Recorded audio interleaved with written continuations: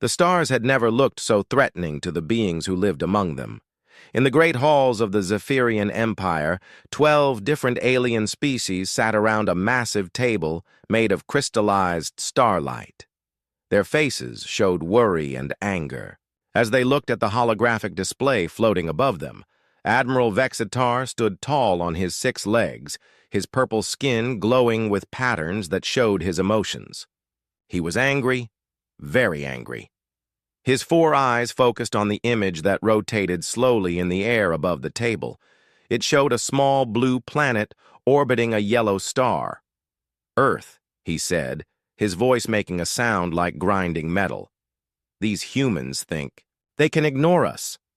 The other aliens nodded. There was Empress Kalnira from the Crystal People, her body sparkling like diamonds. Next to her sat General Throck, whose rock-like skin could stop laser blasts. All around the table, the most powerful beings in the galaxy agreed on one thing. Humanity had to learn its place. 3 months ago, human ships had appeared in space far from their home world. They were exploring, looking for new places to visit. This made the Zephyrian Empire very unhappy. For 1,000 years, they had controlled this part of the galaxy. No new species was allowed to travel between stars without their permission. The Empire had sent messages to Earth. They were not friendly messages. The humans had to choose. They could join the Empire and follow all its rules, or they could be destroyed. Every smart species in the galaxy knew there was only one good choice. But the humans surprised everyone. They did not surrender right away. They also did not send a huge fleet of warships to fight. Instead, Earth sent one ship, just one. Admiral Vexitar looked at the information about this human ship on his screen. The ship was called the Defiance. It was not very big compared to Zephyrian warships. The alien computer said it had only 200 humans inside. Its weapons looked normal. Its shields seemed weak. "This is insulting," said Empress Kalnira. Her voice sounded like wind chimes in a storm. "Do they think we are fools? One ship against our entire armada?" General Throck made a sound like rocks falling down a mountain. This was how his people laughed. "Maybe they want to surrender in person. Some species like to make speeches before they give up." Around the galaxy, other alien species watched and waited. News traveled fast in space. Everyone knew about the humans and their strange choice. In the taverns on distant planets, aliens made bets about what would happen. "The humans will last maybe 10 seconds, said a trader from the spiral arm. He had tentacles instead of arms and sucked on a drink that would poison most other life forms. "I think 5 seconds, said his friend, a being made of living gas. "Have you seen the size of Zephyrian cannons? They can crack a moon in half." On the planet Nexus, which was the center of galactic trade, the betting was even more intense. Huge screens showed the Zephyrian fleet moving toward the meeting point. 300 warships, each one bigger than a human city. Their hulls shined with energy shields. Their weapons could turn asteroids into dust. The meeting point was at the edge of the Sol system, far from Earth but close enough that everyone could see what happened. Admiral Vexitar had chosen this place on purpose. He wanted the humans to see their own star when they died. He thought this would make them more afraid. Captain Sarah Chen stood on the bridge of the Defiance looking out at the stars. She was a small woman with gray hair and calm eyes. She had been in the Earth military for 30 years. She had fought in 3 wars and survived space battles that would give most people nightmares. But she had never faced anything like this. "Captain," said her first officer, Commander Rodriguez, "long-range sensors show the Zephyrian fleet. They're big." Sarah nodded. She had expected this. "How many ships?" 312. "Captain, all of them are warships. Some of them are bigger than anything we've ever built." The crew of the Defiance worked quietly around them. These were good people, Sarah knew. They had volunteered for this mission, even though everyone expected them to die. Earth's leaders had been honest about the chances. This was not a mission anyone was supposed to survive, but Earth's leaders had also been honest about something else. This mission was not what it seemed. "Commander," Sarah said softly, "send a message to Earth. Tell them we're almost at the meeting point. Tell them everything is ready." Far behind them, Earth looked peaceful in the darkness of space. Cities sparkled with lights. Ships moved between the planet and its moon. Everything looked normal. But deep underground, in hidden bases that no alien spy had ever found, something extraordinary waited. The Zephyrian Empire had spent 1,000 years conquering the galaxy. They had technology that could destroy planets. They had weapons that could boil oceans. They had shields that could stop almost anything. But they had made one mistake. They thought they understood what humans could do. The truth was that no one in the galaxy really understood humans. For the past 200 years, while other species focused on building bigger ships and stronger weapons, humans had been working on something different. They had been asking strange questions. Questions like, what if space itself could be a weapon? What if time could be controlled? What if the rules that governed the universe could be changed? Other species thought these questions were stupid. Why waste time on impossible things when you could just build better cannons? The Zephyrian Empire had become powerful by making everything bigger and stronger. Their philosophy was simple. If something was in your way, destroy it with overwhelming force. But humans were different. They were curious about everything. They wanted to know how things worked, not just how to break them. While the Zephyrians built ships that could carry 1,000 cannons, humans built laboratories that could fit in a closet, but could change the laws of physics. The Defiance flew through space toward its meeting with destiny. To anyone watching, it looked like a normal human ship. It had the right size, the right shape, the right energy readings. Even up close, alien sensors would see exactly what they expected to see. This was because the humans had learned something very important. The best way to hide something was not to make it invisible. The best way to hide something was to make it look like something else. Admiral Vextar watched the human ship approach on his screens. It moved slowly, like it was afraid. This made him happy.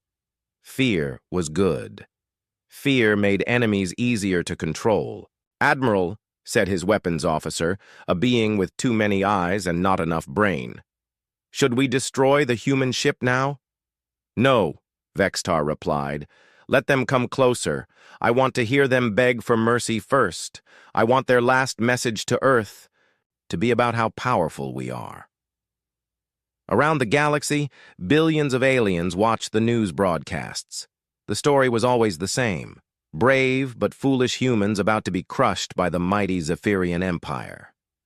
It would be a short fight and a useful lesson for any other species that might think about challenging the established order. On Earth, in the secret command center buried under the Rocky Mountains, General Patricia Hayes watched her screens with calm eyes. She had gray hair like Captain Chen, but her face showed no emotion at all. Around her, technicians worked at stations filled with equipment that looked nothing like normal human technology. "General," said one of the technicians, "the Defiance is in position. All systems are green. We're ready to begin the test." General Hayes nodded. "Tell Captain Chen she has permission to proceed. And tell her that Earth is proud of her crew." The message traveled instantly across space, carried by technology that the Zephyrian Empire had never imagined. It reached Captain Chen in seconds, even though normal communications would have taken much longer. "Message received, General," Sarah said quietly. She looked around at her crew one more time. They were about to make history. They were about to change everything. "All stations, prepare for contact with the Zephyrian fleet. Remember, we represent all of humanity today." The Defiance continued its approach. Behind it, Earth seemed small and helpless. Ahead of it, the Zephyrian armada waited like a pack of hungry wolves. But appearances, as the galaxy was about to learn, could be very deceiving. In the great halls of the Zephyrian Empire, Admiral Vexitar began sending messages to his fleet. "Prepare weapons," he ordered. In 1 hour, we will show, these humans what happens when primitive species refuse to obey their betters. None of the aliens knew that they were about to learn a very important lesson. They were about to discover that sometimes the most dangerous enemy was the one who looked the weakest. They were about to find out that humans had not sent one ship because they were weak. They had sent one ship because one ship was all they needed. The space around the meeting point filled with ships of war. The Zephyrian armada spread out in a formation that had conquered 100 worlds. Each ship was a masterpiece of destruction, covered in weapons that could melt mountains.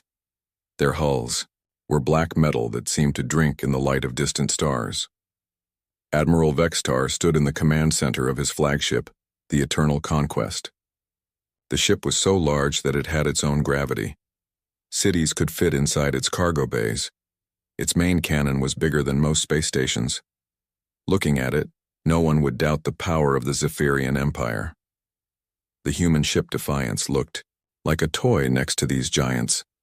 It moved slowly through space, its engines glowing with a soft blue light. Captain Sarah Chen had opened communication channels with the alien fleet, but she seemed in no hurry to surrender. "Admiral Vextar," her voice came through the speakers, calm and polite.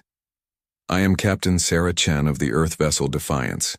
We have come to discuss the future relationship between humanity and the Zephyrian Empire." Vextar's 4 eyes glowed with amusement. The human sounded so formal, so hopeful. She spoke like someone who thought this was a real negotiation instead of the execution. "Human," he replied, his voice booming across the communication channel. "There is nothing to discuss.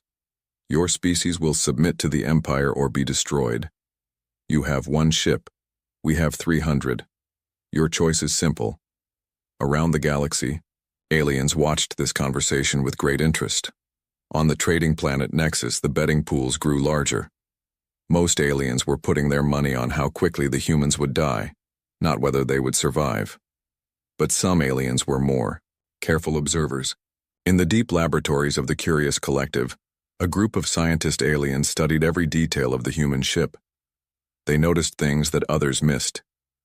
"Look at these readings," said Dr. Vethnar. "A being with a brain the size of a small moon.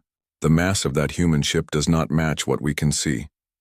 "Explain," said his assistant, Dr. Plix, whose people could see in 17 different types of light. "The sensors say the ship weighs much more than it should. But visually, it appears to be a normal size. This is unusual." Dr. Plix adjusted his vision to see in quantum frequencies. There are also strange energy patterns deep inside the hull, very faint, but they do not match any known human technology. These 2 scientists were members of a species that valued knowledge above all else. They had spent their lives studying how things worked. They were not interested in conquest or power, only in understanding. This made them different from most other aliens in the galaxy. "Should we share this information with the Zephyrian Empire?" Dr. Plix asked. Dr. Vethnar thought for a moment. "No, Admiral Vextar would not listen. He sees only what he expects to see, but we should continue to observe. Something interesting is happening here." Back at the meeting point, Captain Chen continued her polite conversation with the alien admiral. She spoke about peace, about cooperation, about finding solutions that would benefit everyone. Admiral Vextar found this very amusing. "You speak of peace, while your species refuses to surrender," he said. "You are either very brave or very stupid, human." "Perhaps both," Sarah replied with a small smile that Vextar could not see. "Admiral, I would like to request 30 minutes to prepare our response to your demands. We need time to gather the proper documentation." This confused many of the aliens who were listening. Documentation? What kind of papers did humans need to surrender? Some alien commanders began to wonder if humans had strange cultural requirements for giving up. "Admiral," Vextar considered the request. 30 minutes was nothing. He had waited months to destroy these humans. He could wait a little longer, especially if it meant they would surrender properly and save him the ammunition. "Very well," he said. 30 minutes. Use this time wisely, human. Think about your families on Earth. Think about your cities and your children. Surrender, and they may live to serve the Empire. Thank you for your patience, Admiral, Captain Chen replied. We will use this time well. The communication ended, and across the galaxy, aliens settled in to wait. 30 minutes was enough time to place more bets, to get snacks, to call friends and tell them to watch the news. Everyone expected the humans to spend this time preparing a surrender speech, but the humans were doing something much more interesting. Commander Rodriguez watched his instruments carefully. Captain, we're receiving the positioning data from Earth. The calculations are complete. Excellent, Sarah said. Begin moving us to the correct coordinates. Make it look natural, like we're just nervous and moving around randomly.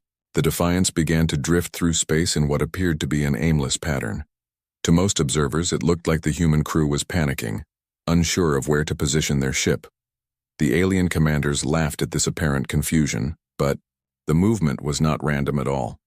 Captain Chen was following precise instructions that had been calculated by the most powerful computers on Earth. Every movement brought the Defiance closer to a very specific point in space relative to the alien fleet. Dr. Vethnar and Dr. Plix watched with growing fascination. The human ship is following a mathematical pattern, Dr. Vethnar observed. They are positioning themselves at coordinates that form part of a complex geometric equation. What kind of equation? Dr. Plix asked. I am not certain, but it involves spatial relationships that are sophisticated.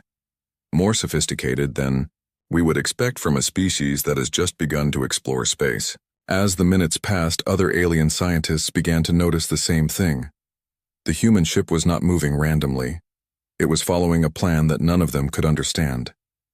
But Admiral Vexitar and his commanders were not scientists.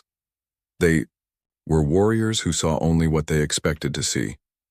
On the bridge of the Defiance, Captain Chen watched the countdown timer. 20 minutes left. Around her, the crew worked with quiet efficiency. They had trained for this moment for years, but no one really knew what would happen when the time came. Captain, said Lieutenant Kim from the communications station, we're getting reports from our passive sensors. Some of the alien ships are adjusting their positions. Expected, Sarah replied. They want to make sure they have clear shots at us from every angle. Let them move. It doesn't matter where they are. This was true, though none of the aliens knew why. The weapons that the Defiance carried did not work like normal weapons. Distance and angle meant very little to them. Position in space-time meant everything. Commander Rodriguez looked at his tactical display. Captain, I've been thinking about our families back on Earth. Do you really think this will work? Sarah looked at him with calm eyes. Commander, do you remember what General Hayes told us during the briefing? She said that we represent the future of human space travel, that after today, either humanity will take its place among the stars, or we will be remembered as the species that tried. That's right. But she also said something else.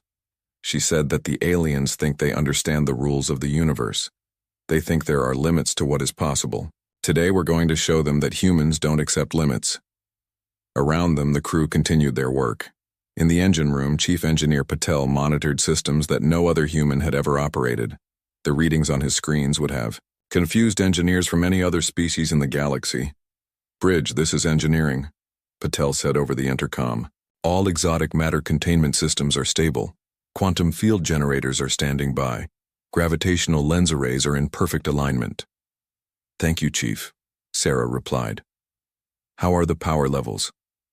We're drawing energy from sources that most aliens think are theoretical. Power levels are beyond anything we've ever achieved in testing. Captain, when we activate these systems, every sensor in the galaxy is going to know something extraordinary just happened. 15 minutes remaining. Admiral Vexitar was growing impatient.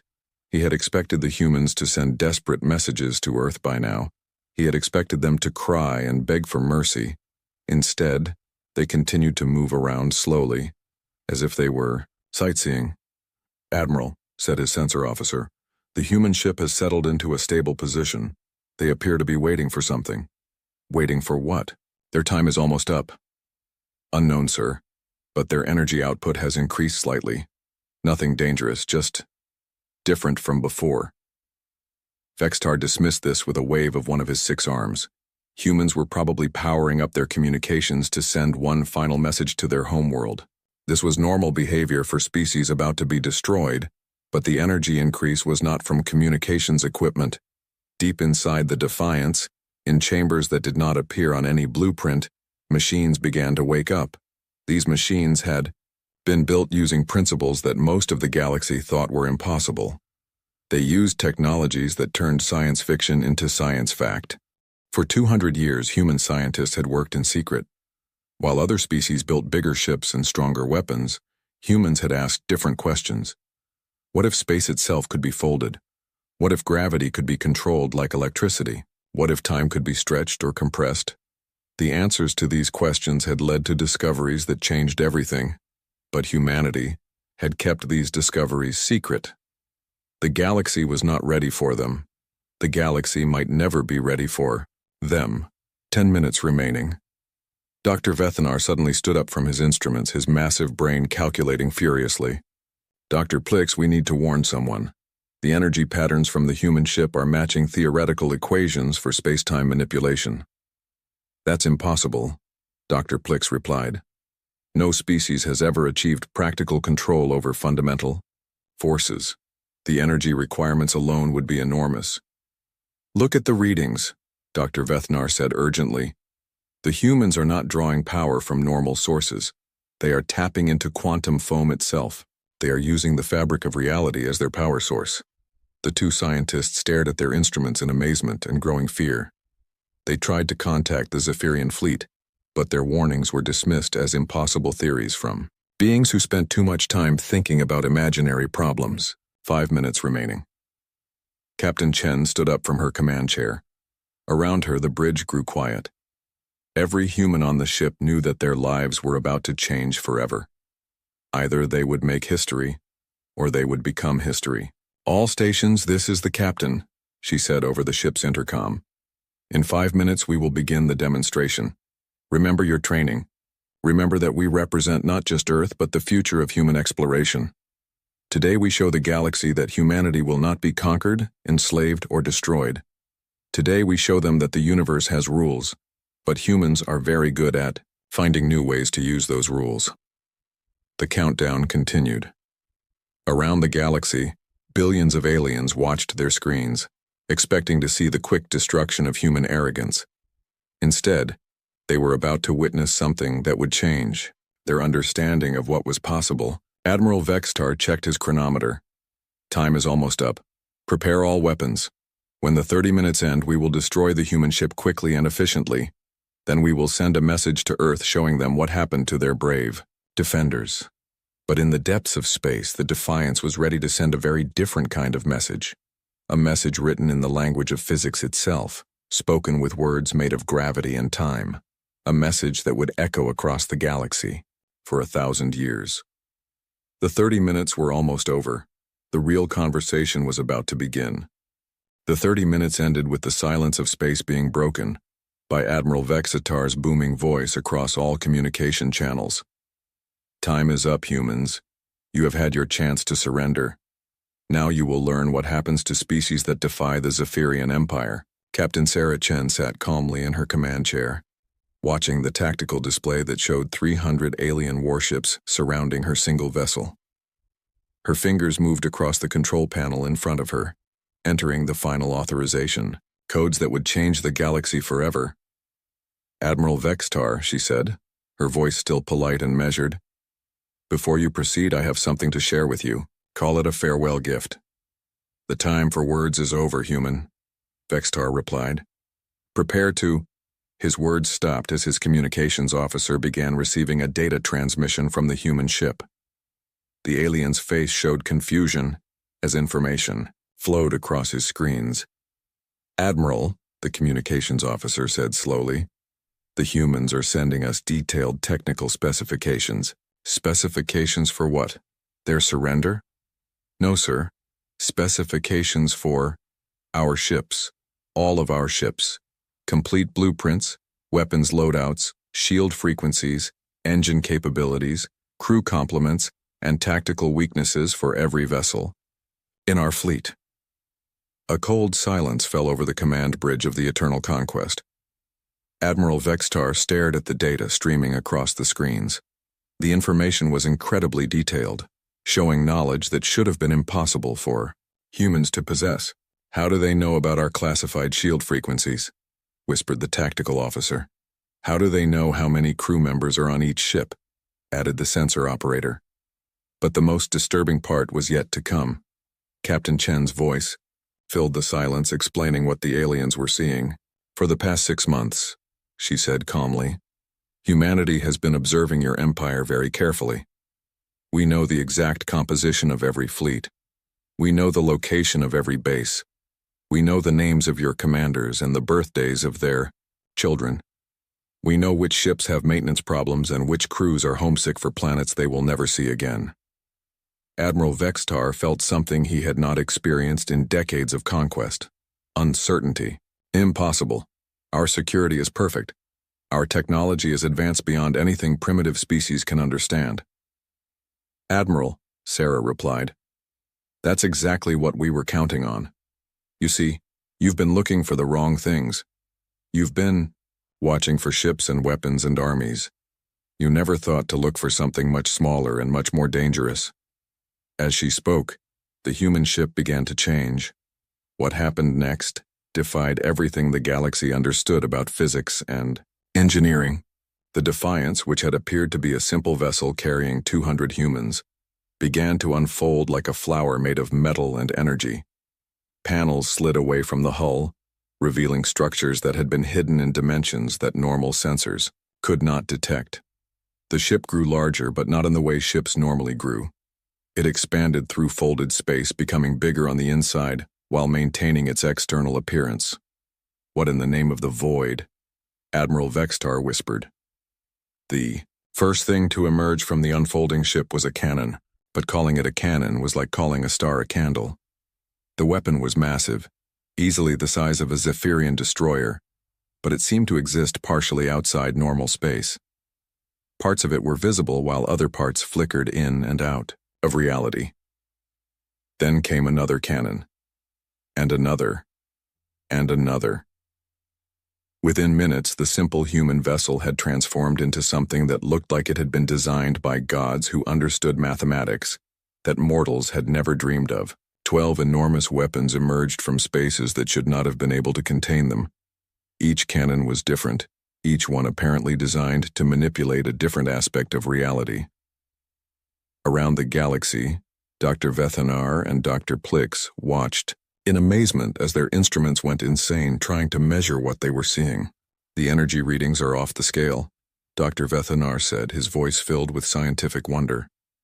"Those weapons are not drawing power from any known source. They are tapping directly into the quantum vacuum itself. Look at the spatial distortions," Dr. Plix added.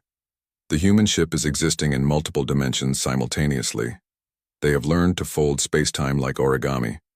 On trading stations and military bases across the galaxy, alarms began to sound. Every sensor array within 100 light-years was detecting energy signatures that should not have been possible. The humans had revealed technology that made the most advanced alien science look like children playing with sticks and stones. But Admiral Vextar was a warrior, not a scientist. His response to the impossible was to attack it. "All ships, open fire," he commanded. "Destroy that abomination before it can use those weapons." 300 Zephyrian warships turned their guns toward the transformed human vessel. Energy beams that could vaporize asteroids lanced through space. Missile volleys that could crack planets streaked toward their target. The combined firepower was enough to sterilize a solar system. Every shot missed, not because the human ship moved too quickly, but because it was no longer entirely there. The Defiance existed in a state of quantum superposition, occupying multiple locations simultaneously. The alien weapons struck empty space while the real ship remained untouched. Captain Chen's voice came across the communication channels again, still calm, still polite. "Admiral, I'm afraid conventional weapons won't be effective against us. We've learned to step outside the normal rules of space and time. Your shots are hitting where we were, not where we are. The alien gunners tried to adjust their aim. But how do you target something that exists in several places at once? Their targeting computers gave error messages. Their sensors showed the human ship in multiple locations. Their weapons fired at ghosts and shadows. This is impossible, Admiral Vextar roared. Nothing can exist outside the laws of physics. You're absolutely right, Sarah replied. We're not breaking the laws of physics. We're just using laws that your species hasn't discovered yet. For 200 years, while you were building bigger guns, we were learning how to make guns irrelevant. As she spoke, one of the massive cannons on the Defiance began to glow with light that hurt to look at. The weapon seemed to bend space around itself, creating distortions that made distant stars appear to dance. For example, Captain Chen continued, this is our gravitational artillery. It doesn't fire projectiles through space, it fires space itself. The cannon discharged. What emerged was not a beam or a missile, but a wave of distorted gravity that rippled outward like a stone thrown into a pond. When it reached the nearest group of Zephyrian ships, something extraordinary happened. The ships didn't explode. They didn't burn. They simply moved. 20 vessels vanished from their positions, reappearing scattered across the solar system. Some found themselves near the outer planets. Others appeared in the asteroid belt. A few unlucky ships materialized inside the gravity well of the local star, their crews having just enough time to realize their situation before being pulled into the nuclear fire. Gravitational displacement, Captain Chen explained helpfully. We folded space to move your ships to new locations. Some of those locations are more pleasant than others. Admiral Vextar stared at his tactical display in horror. A quarter of his fleet had just been scattered like leaves in a wind. His remaining ships tried to regroup, but they were facing an enemy that could rewrite the rules of battle. A second cannon on the human ship began to charge, this one glowing with a different kind of energy. It seemed to shimmer with colors that had no names, creating patterns that made observers feel dizzy. This weapon, Sarah said, manipulates time itself. We call it a temporal field generator. Watch what happens when we slow down time around your ships. The cannon fired, and a bubble of distorted time expanded outward. When it engulfed 50 Zephyrian vessels, they began to move in slow motion. Their engines still fired, but their thrust moved them forward at the speed of drifting snow. Their weapons still shot, but their energy beams crawled through space like lazy lightning. Inside those ships, the crews experienced time normally. To them, the rest of the universe had suddenly accelerated to impossible speeds. They watched helplessly as their communications became meaningless squeaks and their weapons became useless light shows. The crews in those ships are experiencing time at a rate of 1 second per hour relative to normal space, Captain Chen explained. They're perfectly safe, but they won't be rejoining this battle anytime soon. Around the galaxy, alien civilizations watched in stunned silence as everything they thought they knew about warfare became obsolete. The humans had revealed weapons that didn't destroy enemies, but removed them from the fight in ways that seemed like magic. Dr. Vethnar was frantically taking notes, his massive brain trying to understand the principles behind what he was seeing. They've weaponized fundamental forces, he told Dr. Plix. They're using gravity and time and space itself as ammunition. But how? Dr. Plix asked. The energy requirements should be impossible. No single ship could generate that much power.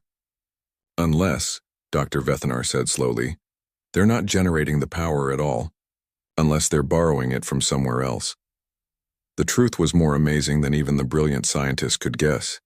The humans were not carrying their power source with them.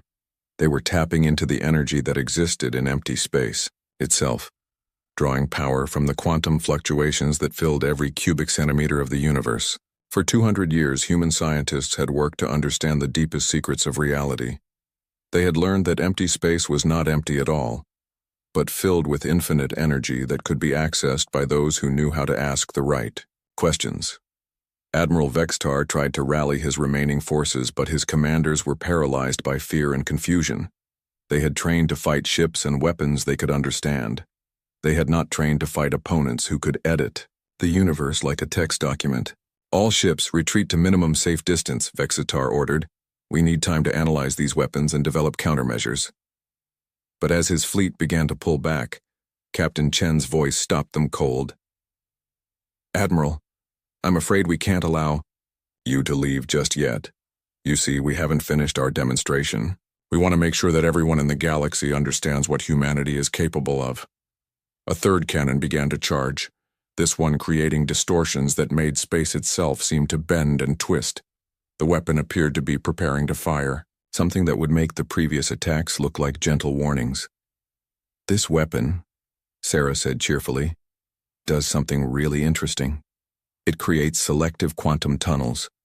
We can use it to transport matter through barriers that should be impossible to penetrate. For instance, we can move objects through your shields as if they weren't there. The implications hit Admiral Vexitar like a physical blow. If the humans could move things through shields, then every defense the Zephyrian Empire had ever built was useless. What do you want? He asked, his voice no longer commanding but pleading. Now that, Captain Chen replied, is the right question. But before we discuss terms, I think it's important that everyone understands the situation completely. The galaxy is about to learn why humanity sent one ship instead of 1,000. The transformed Defiance hung in space like a monument to human ingenuity, its impossible weapons pointed at the heart of the Zephyrian fleet. Around the galaxy, alien civilizations began to realize that they were witnessing the end of one age and the beginning of another. The age of conquest was over. The age of humanity had begun. The third cannon fired. What emerged from the weapon was not visible to normal eyes, but every sensor in the Zephyrian fleet screamed warnings as reality itself was punctured. Quantum tunnels opened like doorways through dimensions that most species didn't know existed. Admiral Vexitar watched in growing horror as small objects began appearing inside his ships. At first, they looked harmless, simple metal spheres about the size of a human fist. But as they materialized past his supposedly impenetrable shields, past armor that had never been breached, the full terror of the situation became clear. Admiral, his weapons officer called out. These objects are appearing in our ammunition storage areas. And in our reactor cores, added the engineering officer. They're everywhere. Engine rooms, command bridges, life support systems. The metal spheres were not bombs. They were something much more sophisticated and much more terrifying. They were quantum monitors, devices that allowed the humans to observe and record everything happening inside the alien ships. No conversation was private.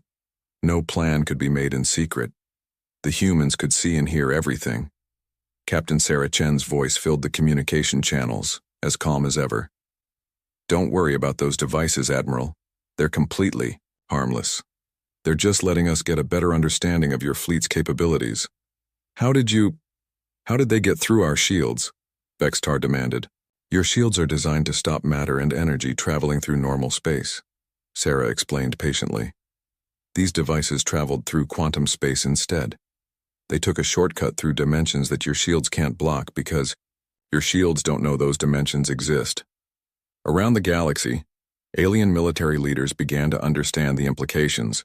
If humans could place objects inside any ship, past any defense, then every military installation in the galaxy was vulnerable. Shields were useless. Armor was meaningless. Walls were just suggestions. But the demonstration was far from over.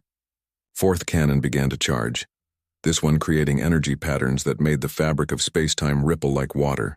The weapon seemed to be preparing to fire something that would redefine everyone's understanding of what was possible in warfare. This weapon, Captain Chen said conversationally, manipulates quantum probability. It can make unlikely things become likely and impossible things become inevitable. The cannon fired a pulse of energy that spread outward in waves of shimmering distortion. When it reached a group of Zephyrian cruisers, something extraordinary happened. The ship's own weapons began firing randomly. Navigation systems started reporting false coordinates. Life support computers decided that the atmosphere needed to be replaced with toxic gases. Communication arrays began broadcasting embarrassing personal messages from crew members to their families. What you're experiencing, Sarah explained helpfully, is probability cascade failure. We've altered the quantum probability fields around your ships to make equipment malfunctions extremely likely. Your weapons might fire or they might explode. Your engines might work or they might decide to run backwards. It's all a matter of chance now, but we've made sure that chance favors chaos. Admiral Vextar watched as his fleet fell apart without a single shot being fired at them. Ships collided with each other as their navigation systems gave conflicting orders. Weapons discharged accidentally, damaging friendly vessels. One destroyer's main computer apparently decided that the ship was actually a luxury resort and began playing relaxing music while mixing cocktails in the ammunition loaders. Dr. Vethanar observed the chaos with scientific fascination and growing dread. They've weaponized probability itself, he told Dr. Plix. They're making the universe roll dice that are loaded in their favor. How is such a thing possible? Dr. Plix asked. Quantum mechanics suggests that reality is based on probability at the smallest scales. If you could manipulate those probabilities. Dr. Vethanar paused as the implications hit him.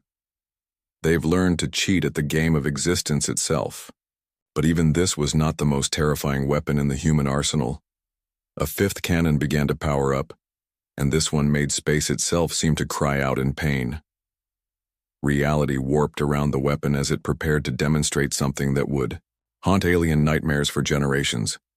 This weapon, Captain Chen said, her voice still perfectly pleasant, affects dimensional stability. We can use it to partially phase objects out of normal reality. Watch what happens when we make some of your ships less real than others. The cannon fired a beam of impossible energy that struck a squadron of Zephyrian battleships. The vessels began to fade, becoming translucent like ghosts. They were still there, but they were also not there. They existed in a state between dimensions, unable to affect the normal world around them. The crews of the affected ships could see everything happening around them, but they could not touch it. Their weapons passed through targets like light through glass. Their communications could not reach other ships. They had become observers in a universe they could no longer influence. Don't worry, Sarah assured the terrified aliens. The effect is temporary. In about a week, your ships will phase back into normal reality. We recommend using the time to think about whether you really want to continue this fight. Admiral Vextar stared at his tactical display as more than half his fleet was removed from the battle in ways that made no sense. Some ships had been scattered across space. Others were trapped in slow time. Many were suffering from random equipment failures. And now, an entire squadron had been made partially imaginary. This is impossible, he whispered. No species can control fundamental forces like this. No one can rewrite the laws of physics. We're not rewriting the laws, Captain Chen corrected. We're just using laws that you haven't discovered yet. For instance, did you know that reality has 17 different layers? Most species only interact with 3 of them. We've learned to access all 17. As she spoke, a 6th cannon began to charge. This one created energy patterns that seemed to make mathematics itself visible in the air around it. Equations appeared in space, written in fire and lightning, describing forces that most minds could not comprehend. This weapon, Sarah said, manipulates causal relationships. We can change the connections between cause and effect. We can make effects happen before their causes, or make causes have completely different effects. The weapon fired, and the remaining functional Zephyrian ships experienced something that broke their crew's ability to understand reality. Damage appeared on their hulls before they were attacked. Crew members received orders from commanders, who had not yet decided to give those orders. Weapon systems began firing at targets that had not yet appeared. We've reversed the arrow of causality around your ships, Captain Chen explained. Your crews are experiencing effects, then wondering what might have caused them. It's very confusing, but it makes coordinated military action essentially impossible. Admiral Vextar tried to give orders to his fleet, but his words reached his ships before he spoke them, causing his officers to respond to commands he had not yet issued. Time and cause and effect had become suggestions rather than laws. Around the galaxy, Alien civilizations watched in stunned silence as everything they thought they knew about reality was revealed to be incomplete. The humans had demonstrated mastery over forces that most species considered purely theoretical. On the planet Nexus, the betting pools had closed. No one was willing to place wagers on a battle that had moved beyond the realm of possibility into something that could only be described as magic. Dr. Vethnar was frantically trying to record everything he observed, but his instruments were giving readings that contradicted each other and described phenomena that should not exist. "They've mastered technologies that we thought were impossible," he told Dr. Plix. "They're using the universe itself as their weapon." "But why?" Dr. Plix asked.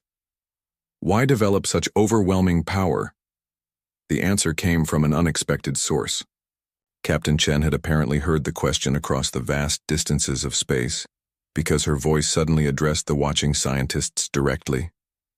"Dr. Vethnar and Dr. Plix of the Curious Collective," she said, "I know you're listening. You want to know why we developed these technologies." The two scientists looked at each other in amazement. How could the human know their names? How could she detect their observations from so far away? "The answer is simple," Sarah continued. "We developed these weapons because we had to. For 200 years, we knew that eventually we would encounter other species in space. We knew that many of them would be more advanced than us, more powerful, more numerous." As she spoke, a seventh cannon began to charge, this one creating distortions that made the local star flicker as gravitational lenses bent its light into impossible patterns. We knew that when that day came, we would have only one chance to prove that humanity deserved to exist as a free species. So we asked ourselves, what would it take to convince a galaxy full of advanced civilizations that we were not to be conquered or enslaved? The seventh cannon fired, and this time the effect was visible across the entire solar system. Space itself began to fold, creating shortcuts between distant points. The human ship suddenly existed in multiple locations simultaneously, surrounding the remaining functional Zephyrian vessels from every direction at once. The answer, Captain Chen said, was to become so advanced that conquest would be impossible, and so powerful that aggression would be meaningless. We had to become something that the galaxy had never seen before. Admiral Vextar realized that he was completely surrounded by copies of the same impossible ship, each one armed with weapons that could rewrite reality. His fleet was broken, his crews were demoralized, and his understanding of the universe had been shattered. "What do you want from us?" he asked, his voice barely a whisper. "That, Admiral, is exactly the right question," Captain Chen replied. "And I think it's time we discussed the answer. But first I want to make sure that everyone in the galaxy is paying attention."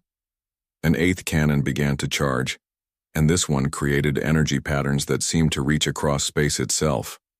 The weapon was preparing to send a message that would be heard by every civilization in the galaxy, whether they wanted to listen or not. "Because you see," Sarah said, "this demonstration was never just about your fleet, Admiral. This was about showing the entire galaxy that humanity is not a species to be conquered, enslaved, or destroyed.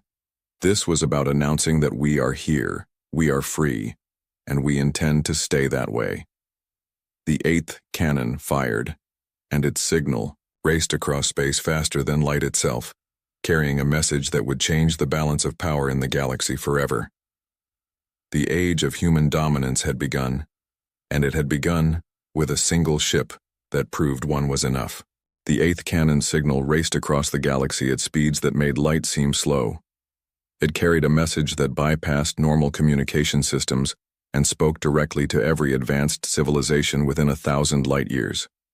The signal used frequencies that most species had never imagined, transmitted through dimensions that most physics textbooks said were theoretical. On every inhabited world, in every space station, aboard every ship, alien leaders received the same message at exactly the same moment. It appeared on their screens, echoed in their communication chambers, and somehow even reached species who communicated through methods other than sound or light. The message was simple, delivered in Captain Sarah Chen's calm, polite voice. "Greetings. To all civilizations currently receiving this transmission, I am Captain Sarah Chen, representing humanity and the planet Earth. We are broadcasting this message to inform the galaxy of new diplomatic and military realities that will take effect immediately. Across the galaxy, alien rulers stopped what they were doing to listen. On the trading world of Nexus, merchants abandoned their shops to crowd around public screens. In the crystal palaces of the Empress Kalnira, courtiers gathered in worried groups. On military bases from the Spiral Arm to the Galactic Core, generals and admirals watched with growing concern. First, Captain Chen continued, the Zephyrian Empire's policy of forced expansion and conquest will end today. Any attempt to continue aggressive expansion will result in immediate intervention by human forces. Admiral Vextar, still surrounded by multiple copies of the impossible human ship, felt a cold fear settle in his stomach. His empire had conquered 12 species over the past 1,000 years. It was the foundation of their power, their economy, their entire way of life. Second, all species currently under Imperial control will be offered the choice of independence or voluntary association with the Empire. Any attempt to prevent these choices through force will result in immediate intervention by human forces. The implications were staggering. The Zephyrian Empire controlled dozens of worlds, hundreds of space stations, thousands of trade routes. If their subject species were allowed to choose freedom, the Empire would collapse within months. Third, the galaxy will establish a new governing council where all species, regardless of size or military power, will have equal representation in decisions affecting interstellar relations. This was perhaps the most revolutionary demand of all. For millions of years, the galaxy had been ruled by whoever had the biggest ships and the strongest weapons. The idea that small, peaceful species should have the same voice as mighty military empires was unthinkable to most alien leaders.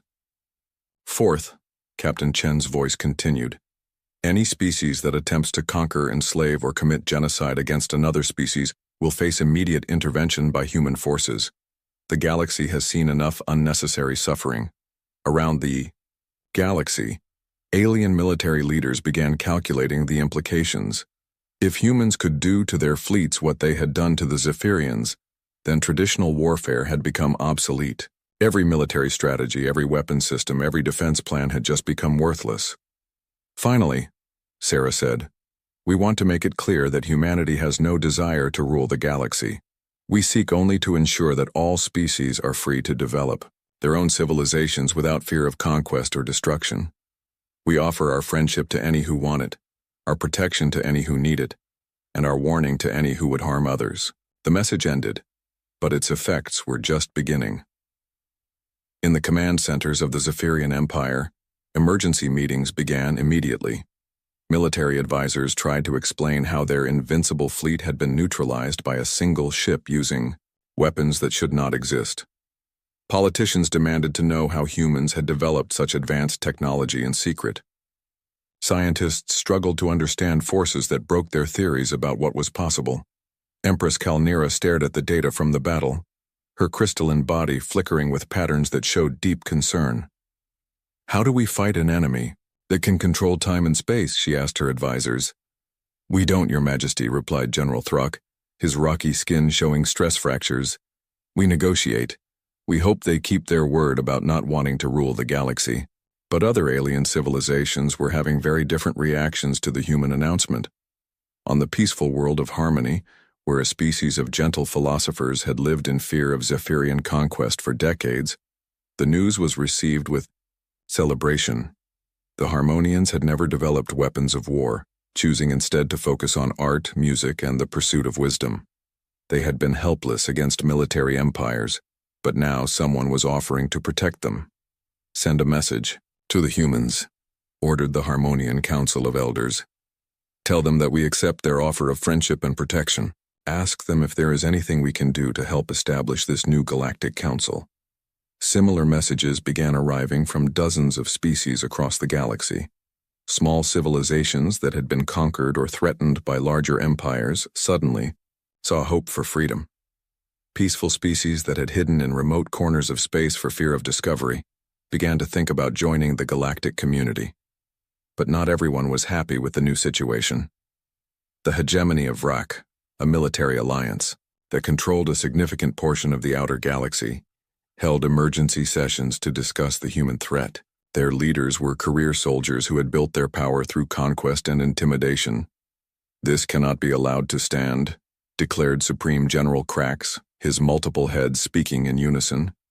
"If these humans establish their galactic council, it will mean the end of our way of life. We must find a way to destroy them before they destroy us." "But how?" asked Admiral Zeke, her tentacles writhing with anxiety. "Did you see what they did to the Zephyrian fleet? They have weapons that make our most advanced technology look like stone knives." "Then we need allies," General Krax replied.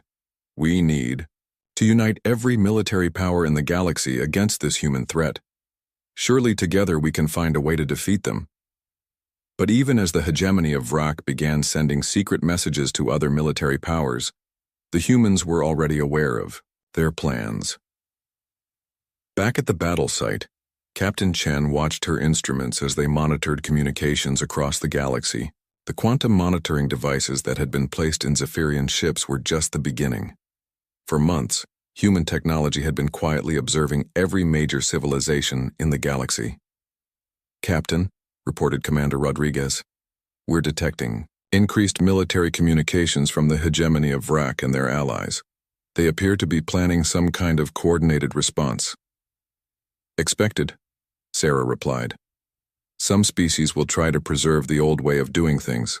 They don't understand yet that the old way is over." She opened a communication channel to Admiral Vextar, who was still trapped in his paralyzed flagship surrounded by impossible human technology. "Admiral," she said pleasantly, "I imagine you're wondering what happens next." Vextar found his voice with difficulty. What are your terms for surrender?" "Surrender?" Sarah sounded genuinely surprised. "Admiral, we don't want you to surrender. We want you to evolve." This confused the alien commander even more. "Evolve?" "The galaxy is changing, Admiral. The age of conquest is over. The age of cooperation is beginning. You can be part of that change or you can be left behind by it." The alarm bells rang through Station Alpha 9 like angry metal birds. Commander Vell's forearms moved quickly across the control panels, his insect-like eyes scanning the data that flowed across dozens of screens. Something was coming toward their space, and it was big. "What do we have?" Vell asked, his voice clicking through the universal translator. Crix, the crystal being at the sensor station, made a sound like breaking glass. "Unknown vessel, Commander. It appeared on our scanners 20 minutes ago. The energy readings are strange." Nala, the blue-skinned amphibian researcher, swam closer in her water-filled mobility suit. "How strange?" she asked, her gills fluttering. With worry, Vell looked at the main screen where a rough shape appeared. The ship looked old and ugly compared to their sleek vessels. It had thick metal plates bolted together, with what looked like ancient fusion drives pushing it forward. But that wasn't what worried him. "Show me the power readings," Vell ordered. The screen changed and everyone in the room went quiet. Numbers and graphs filled the display, all showing the same impossible thing. The ugly metal ship was producing more energy than a battle cruiser. Much more. "This can't be right," Nala whispered, her large eyes growing wider. "Check the sensors again." Crix's crystal body flashed different colors as he worked. "I've checked 3 times, Commander. The readings are correct. That ship is generating enough power to destroy a moon." Vell felt his stomach drop. In his 40 years of service, he had never seen anything like this. The ship looked peaceful enough. It wasn't firing weapons or making threats, but the energy signature was terrifying. "Can we identify the species?" he asked. "Working on it," Nala replied, her webbed fingers dancing over her console. "I'm picking up their communications. The language is unknown, but I'm running it through the translation matrix now." Minutes passed like hours. The unknown ship kept moving toward the inner systems, unaware that it had been detected. Vell watched the energy readings climb higher, as their sensors got a better look at the vessel. "Got something," Nala announced. "The translation is rough, but they call themselves humans from a planet called Earth. The ship is designated UES Endeavor." "What are they saying?" Vell asked. Nala listened to her headphones for a moment. "It sounds like normal ship communications. They're talking about course corrections, system checks, and something called coffee break schedules. Very boring stuff for a doomsday weapon. Crix's crystals turned a worried shade of orange. Commander, I'm detecting multiple energy sources throughout their ship. It's not just one big weapon, the entire vessel seems to be one massive destructive device. Vel stared at the display in horror. The humans had turned their entire ship into a weapon. Every room, every corridor was showing dangerous energy levels. What kind of species would do such a thing? Are they heading for any populated systems? He asked. Their current course will take them past 3 mining colonies and directly toward the trade routes near Proxima Station. Nala reported. 40 million beings live in that sector. The weight of responsibility crushed down on Vel's shoulders. He had been trained for this moment. The discovery of a hostile alien species with planet-killing technology. The protocols were clear, but he had hoped he would never need to use them. Crix, send an emergency signal to High Command. Priority Alpha Red, Vel ordered. Tell them we have a Class X threat approaching populated space. Class X? Nala gasped. Commander, are you sure? That classification is for extinction-level weapons. Vel pointed at the screen where the energy readings pulsed like a dangerous heartbeat. Look at those numbers, Nala. This ship could crack a planet in half. What else would you call it? As Crix sent the emergency message, Vel continued studying the human vessel. The more he looked, the more confused he became. The ship's design was primitive in many ways. No energy shields, no quantum armor, no gravity manipulation drives. But somehow, they had managed to pack enough destructive power into that metal shell to threaten entire star systems. Commander, Nala said softly, I'm still listening to their communications. They don't sound like conquerors. One of them just complained about the food dispenser being broken. Another one is talking about missing his family back home. It might be a trick, Vel replied, but doubt crept into his voice. Species advanced enough to build planet killers might also be smart enough to use psychological warfare. The communications console beeped with an incoming message. Crix's crystals flashed blue as he received it. Response from High Command, Commander. They want all available data transmitted immediately. Admiral Rex is mobilizing the Third Fleet. Vel nodded grimly. The Third Fleet was the military's rapid response force, designed to handle the worst possible threats. If they were coming, it meant High Command took the situation very seriously. Continue monitoring the human ship, Vel ordered. I want to know everything, their speed, their course, and especially any changes in those energy levels. Over the next hour, the team watched and waited. The human ship continued on its path, completely unaware that it had been classified as the most dangerous weapon in galactic history. Their communications remained casual and boring. Talk of duty shifts, meal schedules, and something called movie night. It doesn't make sense, Nala muttered, studying the translation logs. They're acting like a normal exploration crew, but they're carrying enough firepower to sterilize planets. Crix's crystals pulsed thoughtfully. Perhaps they don't realize how dangerous their own technology is. Some species develop weapons without understanding their full potential. Vel considered this possibility. It was almost worse than facing deliberate conquerors. An ignorant species with planet-killing weapons was unpredictable, and possibly even more dangerous. How long until they reach the populated systems? He asked. At their current speed, 18 hours, Nala calculated. The Third Fleet should intercept them in 12 hours if they maintain maximum speed. Vel looked at the screen one more time. The ugly metal ship continued its journey through space, its crew probably excited about humanity's first contact with alien life. They had no idea that 300 warships were racing to stop them before they could accidentally destroy half the galaxy. Keep monitoring, Vel said finally, and pray that Admiral Rex knows what he's doing, because if those humans are as dangerous as our sensors say they are, we might be looking at the beginning of the end. The alarm bells had stopped ringing, but the tension in Station Alpha 9 remained thick as fog.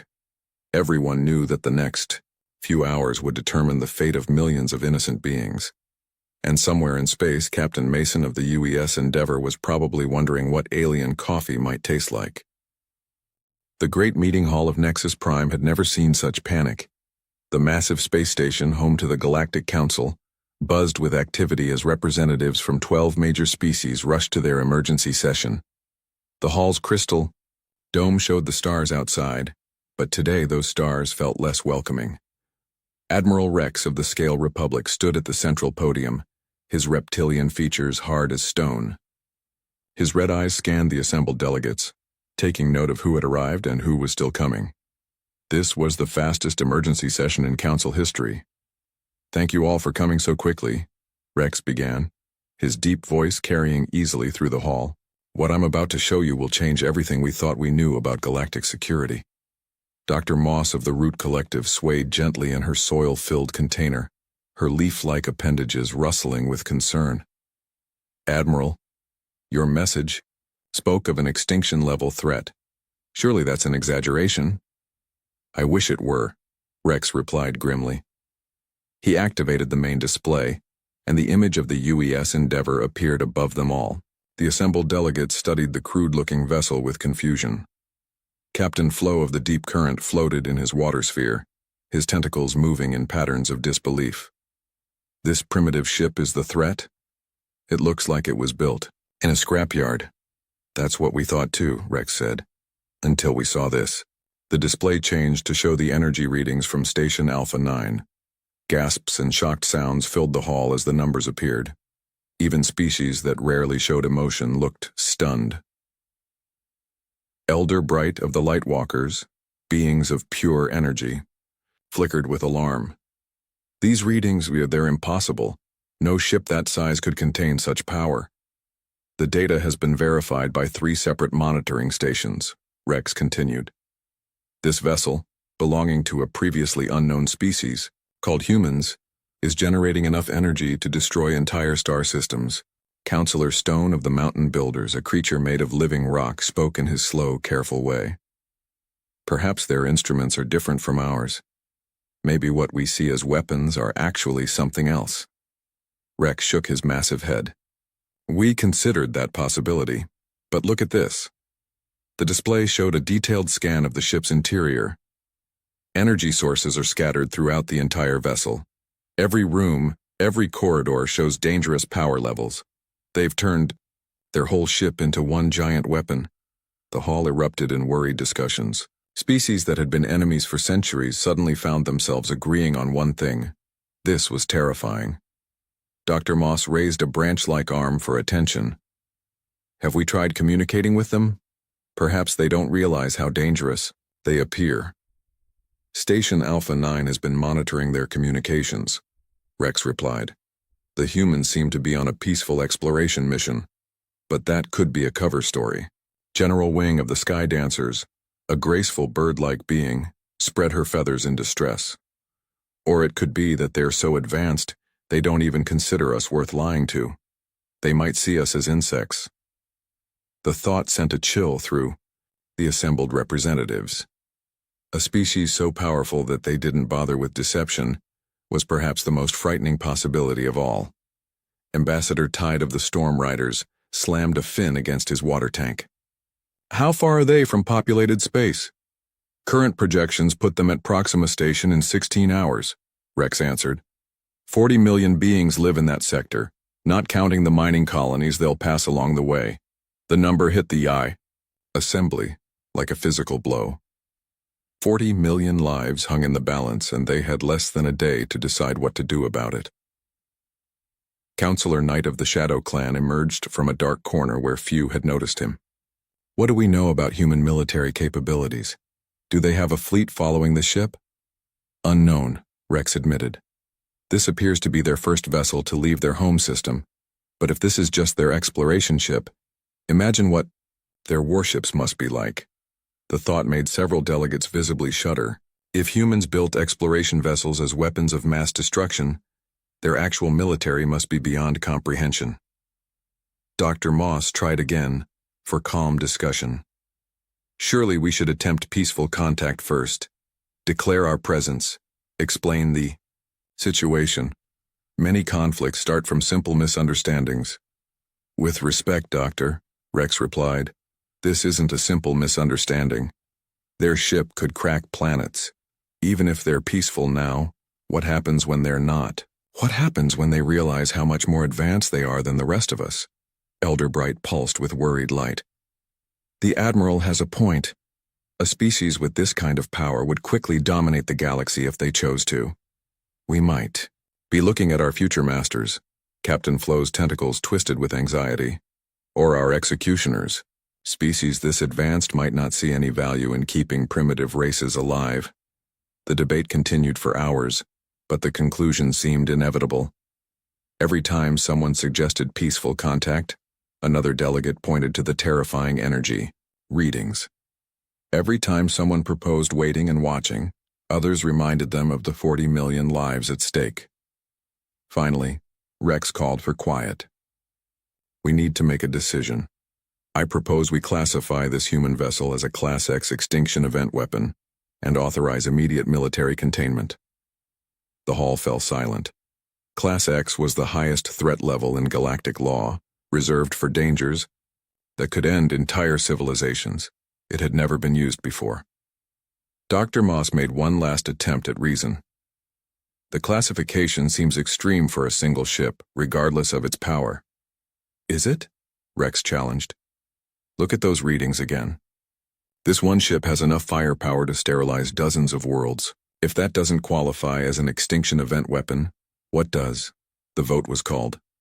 One by one, the species representatives gave their decision. Even Dr. Moss, despite her reservations, voted for the classification. The math was simply too frightening to ignore. Motion carried, Rex announced. The human vessel is hereby classified as a Class X extinction event weapon. I am authorized to use all necessary force to contain the threat. As the assembly broke up, delegates hurried to contact their home worlds with the news. The galaxy's first contact with humanity would be a military one, and everyone hoped it wouldn't be their last contact with anyone.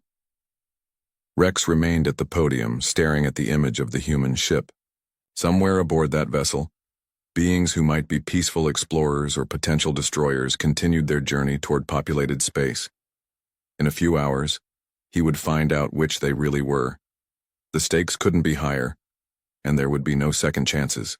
Captain Mason was enjoying his morning coffee when the ship's alarm started screaming. He nearly spilled the hot liquid on his uniform as he rushed to the bridge of the UES Endeavor.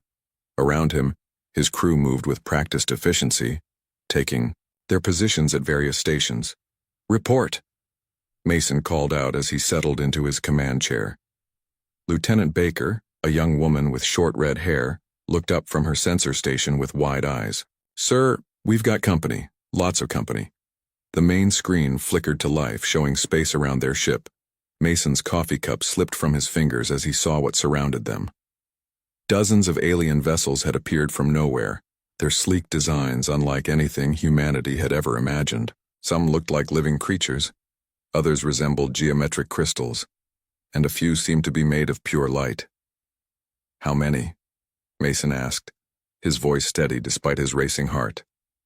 43 ships, Captain," Baker replied. "All of them have weapons pointed at us." Chief Engineer Torres, a stocky man with graying hair, whistled low. "Well, this isn't how I imagined first contact would go." Mason stood up, straightening his uniform. Humanity's first meeting with alien life, and they were outnumbered 43-1 with weapons trained on them.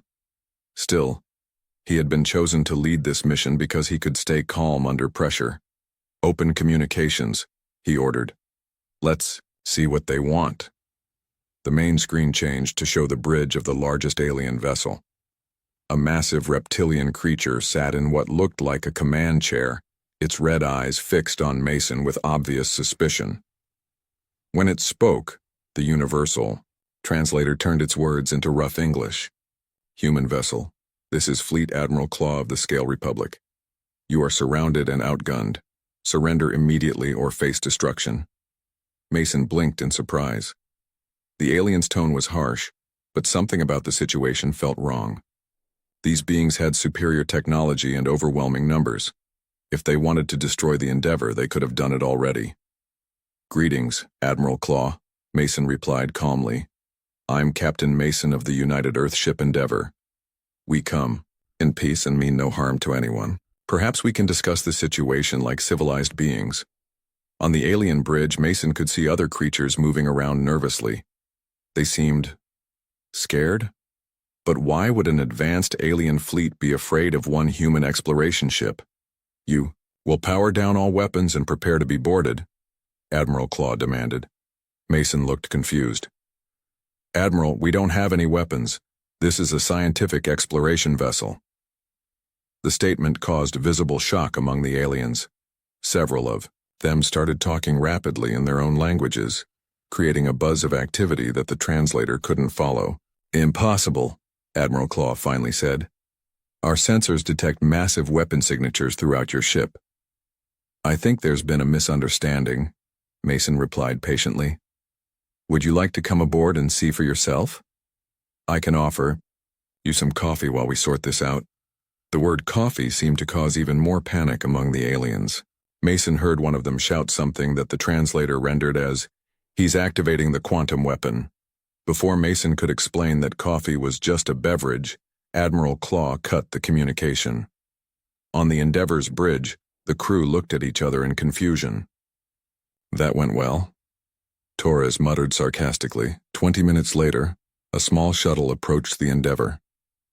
Mason met the alien delegation in the ship's main cargo bay, which they had hastily converted into a meeting room. The group that emerged from the shuttle was unlike anything from Earth's imagination. Admiral Claw led the way, his massive reptilian form moving with surprising grace.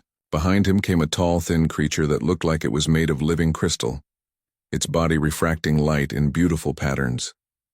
The third alien resembled a cross between an octopus and a jellyfish, floating in some kind of water-filled suit. Welcome aboard the Endeavor, Mason said with a smile, extending his hand in greeting. The aliens froze. The crystal being's lights flickered rapidly, and Admiral Claw took a step backward. He's reaching for a weapon, the floating alien said in a voice like gurgling water. It's just a handshake, Mason explained gently, lowering his hand. A human greeting. We mean no harm. The delegation looked around the cargo bay nervously. Mason followed their gaze, trying to see what had them so worried. It looked like a normal ship interior to him. Metal walls, equipment lockers, and a small table where someone had left their tablet computer running a video game. The crystal alien pointed at the tablet with what might have been terror. What is that reality distortion device? Mason walked over and picked up the tablet, causing all three aliens to take several steps back. This? It's just a tablet computer. Someone was playing a game. He showed them the screen, where colorful shapes were moving around. See? It's called Tetris. The floating alien made a sound like a whale in distress. He's casually handling a dimensional manipulation weapon. It's not a weapon, Mason protested. It's entertainment. Look, let me show you around the ship. Maybe that will clear up this confusion. Admiral Claw looked like he wanted to refuse, but curiosity seemed to win over fear. Very well. But any sudden movements, and my ships will open fire. Mason nodded and led them toward the ship's main corridor. As they walked, he pointed out various features of the Endeavor. That's the mess hall where we eat, those are crew quarters where people sleep, and that's the recreation room. Through the recreation room's window, they could see Petty Officer Johnson watching something on the wall screen while eating popcorn. The alien's instruments started beeping frantically. What is that massive energy discharge? The crystal being asked, in what sounded like panic. Mason looked through the window. Oh, that's just Johnson watching a movie. It's called Star Wars. Pretty good space adventure film, actually. The statement seemed to make the aliens even more nervous. Mason was starting to realize that everything on his ship was somehow being misinterpreted as threatening. Perhaps, he said carefully, you could explain what your sensors are detecting? Maybe we can figure out where the confusion is coming from. Admiral Claw looked at his handheld scanner, then at Mason, then back at the scanner. Your entire ship is radiating enough energy to crack a moon in half. Every room contains what our technology identifies as weapons of mass destruction. Mason stared at the alien in genuine bewilderment. That's impossible. We're just explorers. But, even as he said it, He began to wonder what human technology might look like to aliens who had never seen it before. Chief Engineer Torres wiped her hands on a rag and smiled at the alien delegation. "Welcome to the engine room, folks. This is where all the magic happens." The three aliens, Admiral Claw, the crystal being called Shine, and the floating creature named Bubble, stood frozen at the entrance. Their scanning devices were making sounds like dying electronic animals. "The energy readings are off the charts," Shine whispered, his crystal body flickering between different colors of alarm. "This entire room is a doomsday weapon." Torres looked around her engine room with pride. It was her domain, filled with humming machinery, blinking lights, and the steady pulse of the fusion reactors. "She's a beauty, isn't she? Took me 3 years to get her running this smooth." Admiral Claw pointed a clawed finger at the main reactor housing. "What is that massive destruction device?" "That's our coffee maker," Torres replied cheerfully. "Industrial size. Keeps the whole crew happy during long shifts." The aliens exchanged looks of pure terror. Bubble's tentacles writhed inside his water suit. "They have weaponized their stimulants. This species is beyond our understanding." Torres walked over to the coffee machine and pressed a few buttons. The machine hummed to life, grinding beans and heating water. The alien scanners went completely crazy, beeping and flashing like a disco. "Would you like some?" Torres offered, pouring herself a cup of the steaming black liquid. "It's a little strong, but it keeps you awake." "She's preparing to demonstrate the weapon," Admiral Claw said in a strangled voice. "Everyone stand back." Torres took a long sip of coffee and sighed with satisfaction. "That hits the spot. You sure you don't want to try some? First rule of space travel: never turn down good coffee." The simple act of drinking coffee seemed to terrify the aliens even more. Shine's crystal body turned a pale, frightened white.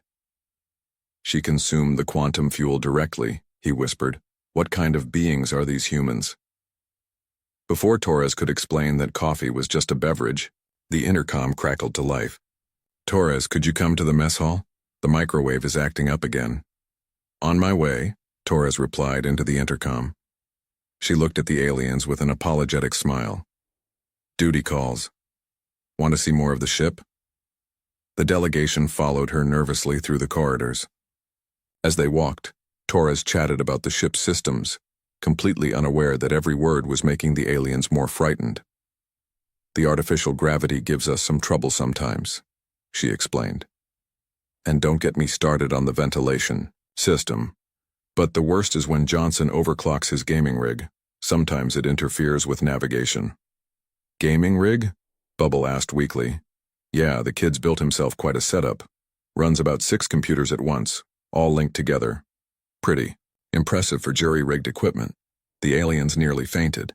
6 linked computers sounded like a military-grade battle computer to them.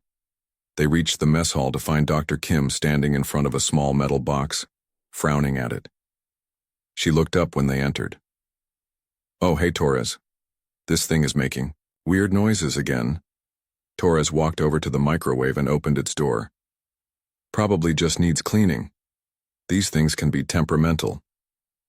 She placed a leftover slice of pizza inside and closed the door. When she pressed the start button, the microwave began to hum and rotate the food inside.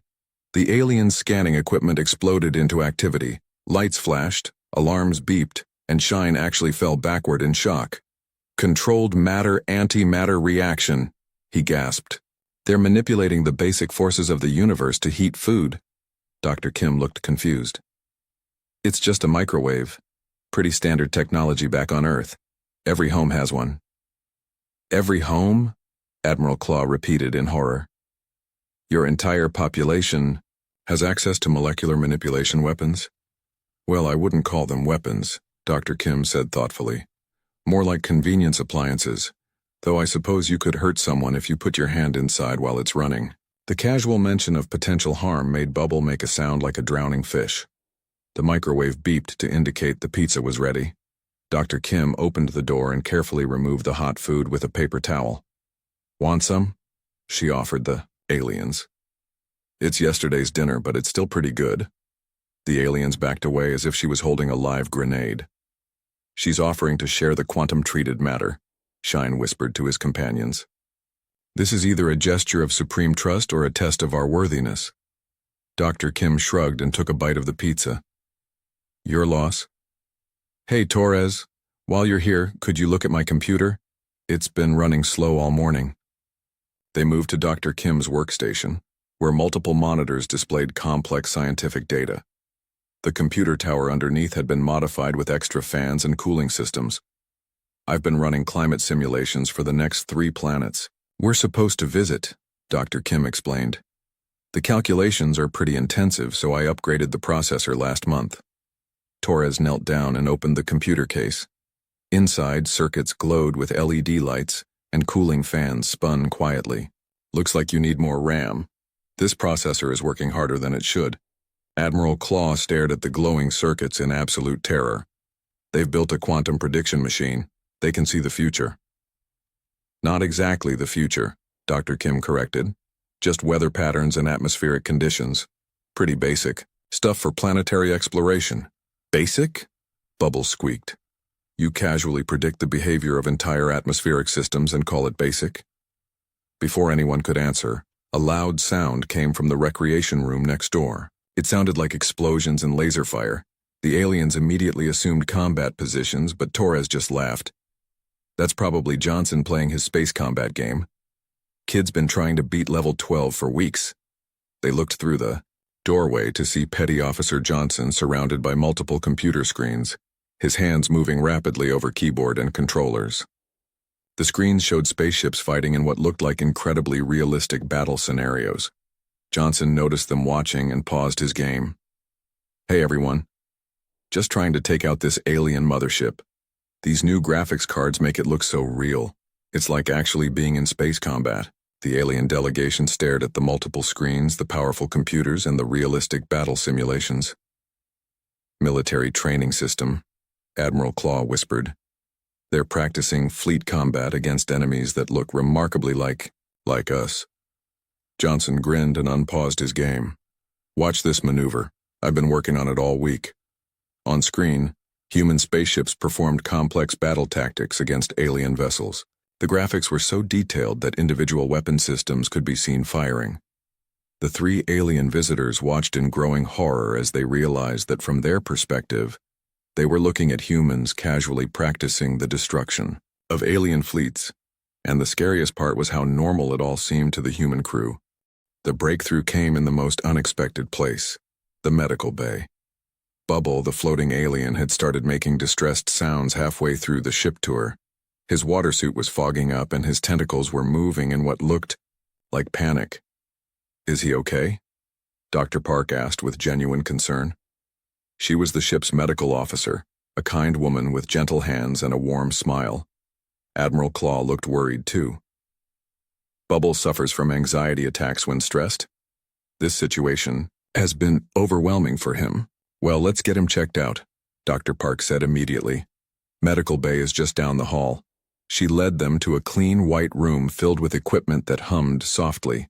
The aliens' scanners immediately went crazy again, but Dr. Park ignored the noise and focused on her patient.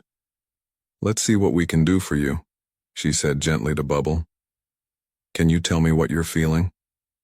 Terror, Bubble admitted through his translator. Pure, overwhelming terror. Your species is beyond anything we imagined possible. Dr. Park looked puzzled, but didn't argue. Instead, she guided Bubble to the examination table. Well, let's start with some basic scans to make sure you're physically okay. She activated the medical scanner, and the machine began its work. To human eyes, it was just a standard MRI machine doing what it was designed to do. But to the aliens, it looked like something entirely different. Molecular-level scanning, Shine whispered in awe. She can see through solid matter and examine individual organs without invasive procedures. Admiral Claw stared at the display screen where Bubble's internal structure was clearly visible. The precision is incredible. They can probably manipulate biological systems at the cellular level. Dr. Park studied the scans with professional interest. His stress hormones are definitely elevated. Heart rate is high too. She turned to Bubble with a reassuring smile. You're having a classic panic attack, nothing dangerous but probably not very comfortable. She moved to a cabinet and pulled out a small device. This should help you relax, it's just a mild sedative, nothing harmful. When she activated the device, it made a soft humming sound. The aliens' equipment detected what their technology interpreted as precise molecular manipulation. She's performing cellular-level medical intervention, Admiral Claw breathed, without even opening him up. Dr. Park simply placed the device against Bubble's water suit, where it delivered a mild, calming agent through the water. Within minutes, Bubbles' panicked movement slowed and his color returned to normal. How do you feel now? Dr. Park asked kindly. Much better, Bubble admitted. Thank you, but I still don't understand what's happening here. Dr. Park sat down beside the examination table. What exactly don't you understand? Admiral Claw spoke up. Your technology is beyond anything we've ever encountered. Your ship radiates enough power to destroy planets. Every room contains weapons that could end civilizations. Yet you act as if it's all perfectly normal. Dr. Park looked genuinely confused. Weapons? What weapons? This is a medical bay. That scanning device, Shine pointed at the MRI machine. It can see through any material and map biological systems in perfect detail. In the wrong hands, it could be used to target weaknesses in any species. And that molecular manipulator, Admiral Claw added, indicating the medical device Dr. Park had used. It can alter living tissue at the cellular level. Dr. Park stared at them for a long moment, then started laughing, not mockingly, but with genuine amusement and relief. You think our medical equipment is weapons? She asked between giggles. An MRI machine and an ultrasonic therapy device? What are those? Bubble asked nervously. Dr. Park stood up and patted the MRI machine affectionately. This old thing uses magnetic fields to create pictures of what's inside your body. Every hospital on Earth has dozens of them, and this, she held up the therapy device, uses sound waves to reduce inflammation and promote healing. My grandmother has one for her arthritis. The aliens looked at each other in growing confusion. But the energy readings, Admiral Claw protested weakly. Oh, that, Dr. Park said with understanding. You must be detecting our power systems. Yeah, human technology tends to be a bit robust. We like things that work reliably, even if they use more power than they probably need to. She led them back through the ship, but this time with a different perspective. In the mess hall, she explained how the microwave worked. In the engine room, she showed them that the coffee maker was just an oversized version of something every human owned. So when you said every home has molecular manipulation weapons, Admiral Claw said slowly, you meant every home has cooking appliances. Exactly, Dr. Park confirmed. We use microwaves to heat food, that's all. Shine's crystal body flickered with what might have been embarrassment. And the quantum prediction machine? Weather forecasting software, Dr. Park explained patiently.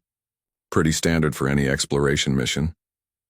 The military training system? Bubble asked weakly. Video games, Dr. Park laughed. Entertainment. Johnson likes to pretend he's a space pilot shooting aliens. She paused, realizing how that sounded. Fictional aliens, not real ones, definitely not real ones. Captain Mason joined them in the corridor, having heard about the medical emergency. How's our guest doing, Doctor? Much better now that we've cleared up a few misunderstandings, Dr. Park replied. It turns out our new friends thought we were some kind of super-advanced warrior species. Mason looked genuinely surprised. Us? We're just explorers. This is only our first trip outside our solar system. Admiral Claw sat down heavily in a nearby chair.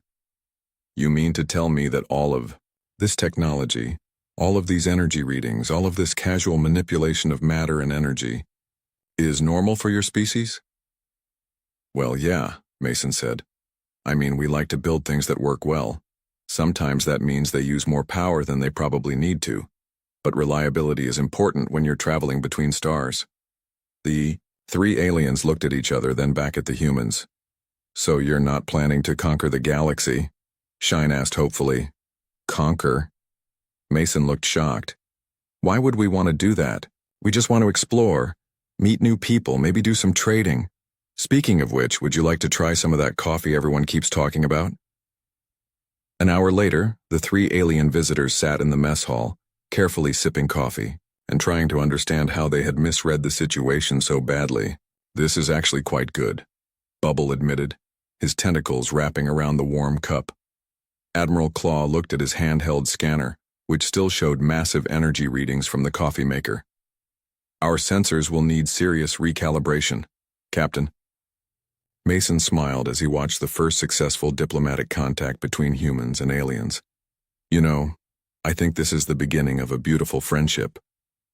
Outside the ship, the alien fleet waited nervously for word from their delegation. They had no idea that the galaxy's most feared weapon of mass destruction was actually just humanity's tendency to over-engineer their appliances. And somewhere in space, other species would soon learn that sometimes the most dangerous thing about humans wasn't their weapons, it was their coffee makers.